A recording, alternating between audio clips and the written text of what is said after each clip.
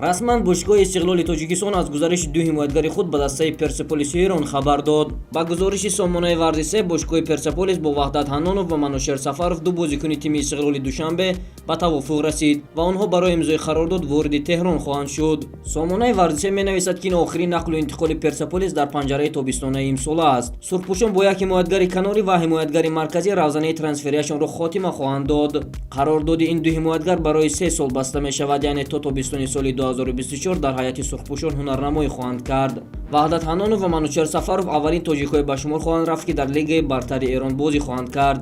Ваҳдат Ҳанонов ҳимоятгари 21-солаи тими Истиқлоли Душанбеи Тоҷикистон аст, ки чанд ай пеш дар ҳайати Олимпии Тоҷикистон муқобили мунтахаби Эрон бозӣ намуд ва бо пироҳанҳои тими Истиқлоли Душанбе муқобили Персеполис низ бозӣ кардааст ва ҳунарнамоии зебое низ нишон додааст. худи Ваҳдат Ҳанонов ба хабарнигори сомонаи варзисе гуфтааст, ки раводиди ӯ ба қарибӣ омода хоҳад шуд.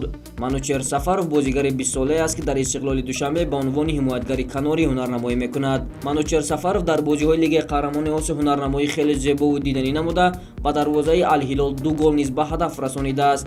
Портали Трансфермаркет Манучер Сафаровро 175 ва Ваҳдат Ҳаноновро бошад 150 000 евро баҳо медиҳад. Аммо сомонаи варзисе қайд мекунад, ки дастаи Персеполиси Эрон барои харидории ин ду ҳимоятгар на камтар аз 200 000 евро харҷ хоҳад кард.